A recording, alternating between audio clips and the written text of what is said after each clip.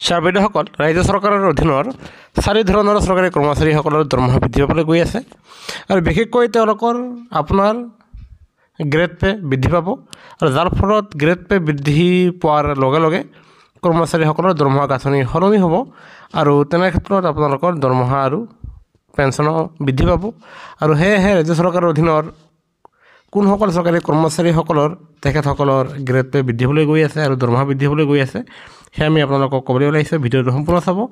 আনহাতে নতুনকৈ হোৱা ছাৰ বাইদেউসকলে কৰ্মচাৰী পেঞ্চনৰ প্ৰতিটো সৈতে সৰু আমাৰ চেনেলটো ছাবস্ক্ৰাইব কৰি নাপাহৰিব। প্ৰথমতে এয়া চাব এখন শিক্ষা বিভাগৰ জাননী ইনস্পেক্টৰ অফ স্কুললৈ পঠাইছে আৰু য'ত অফিচ এছিষ্টেণ্ট আৰু জুনিয়ৰ এছিষ্টেণ্টসকলৰ তেওঁলোকৰ পদোন্নতি হোৱাৰ ফলত তেখেতসকলৰ যি গ্ৰেড পে বৃদ্ধি পাব সেয়া ইয়াতে জনা গৈছে।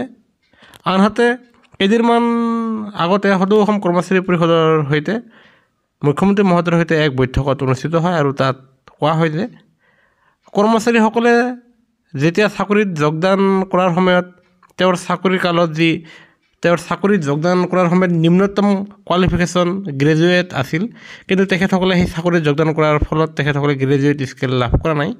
সেই নিম্নতম কোৱালিফিকেশ্যন যি গ্ৰেজুৱেট সেইসকল কৰ্মচাৰীসকলে এতিয়াৰ পৰা গ্ৰেজুৱেট স্কেল লাভ কৰিব। তেনে ক্ষেত্ৰত আপোনালোকৰ গ্ৰেড পে বৃদ্ধি পাব আৰু যাৰ ফলত আপোনালোকৰ দৰমহা বৃদ্ধি পাব, আনহাতে অৱসৰ হ'লেও আপোনালোকৰ পেঞ্চনো বৃদ্ধি পাব। এতিয়া ক'বলৈ ওলাইছোঁ 3 নম্বৰে দৰমহা বৃদ্ধি পাব। এইবাৰ নতুনকৈ LP আৰু ME স্কুলৰ প্ৰধান শিক্ষকৰ পদ দিয়া হৈছে। এতিয়ালৈকে ডিব্ৰুগড়ৰ কেবিনেট সিদ্ধান্তত আপোনাৰ LP স্কুলত প্ৰাইমেৰী স্কুলত নিম্নতম 50জন শিক্ষাৰ্থী থাকিলেও প্ৰধান শিক্ষকৰ পদ দিয়া হ'ব। তেনে ক্ষেত্ৰত জ্যেষ্ঠতাৰ ভিত্তিত LP স্কুলৰ যি আগৰ পুৰণা শিক্ষকখিনিয়ে তেখেতসকলে 6,800 টকা আছিলে, এতিয়াৰ পৰা তেওঁলোকে হেড পোষ্ট পালে 7,400 টকা তেওঁলোকৰ গ্ৰেড পে বৃদ্ধি পাব।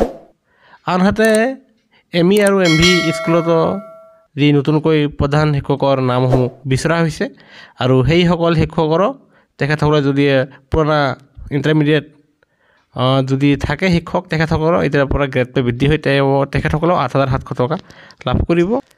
আৰু 4 নম্বৰে আপোনাৰ যি টিউটৰ শিক্ষকসকলে আছে তেখেতসকলৰ যি ফিক্স পে লাভ কৰে তাত টেক্সৰ বাবদ 150 টকাকৈ কৰ্তন কৰি ৰখা হৈছিলে। এতিয়াৰ পৰা ৰাজ্য চৰকাৰৰ যি নতুন জাননীৰ ভিত্তিত তেখেতসকলৰ 25,000তকৈ কম দৰমহা হ'লে কোনো ধৰণৰ টেক্স দিব নালাগে।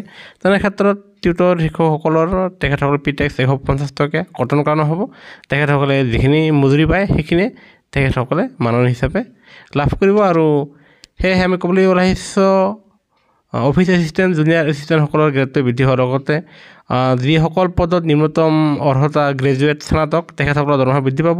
আনহাতে LP আৰু ME স্কুলৰ প্ৰধান শিক্ষকৰ কৰ্মচাৰীসকলৰো তেখেতসকলৰ গ্ৰেড পে বৃদ্ধি পাব।